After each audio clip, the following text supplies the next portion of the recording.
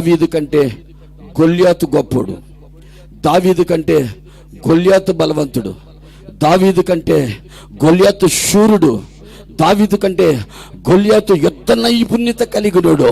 కత్తెల పట్టాలో తెలీదు, కత్తెల పట్టాలో తెలీదు, డాలెల పట్టాలో తెలీదు, కత్తి ఎలా తిప్పాలో తెలీదు, శత్రువుని ఎలా కొట్టాలో తెలీదు. స్తోత్రం కలుగును గాక. అంత బలవంతుడైన గొల్యాతు బొక్క బార్లుగా పడ్డ కారణం ఏంటో తెలుసా? దావీదు కర్రతో వచ్చాడు, కత్తితో వెళ్ళాలా, కత్తితో వెళ్ళినట్టయితే ఎలా అయినా చంపాలని పోరాడేవాడు. దేవునికి అర్థమైపోయింది, నా దావీదు కత్తితో వెళ్ళలేదు, కర్రతో మాత్రమే వెళ్ళాడు.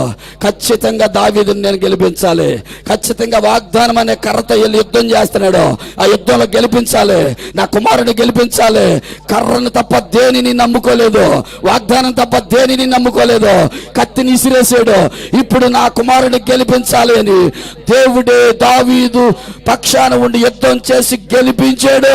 స్తోత్రం కలుగును గాక.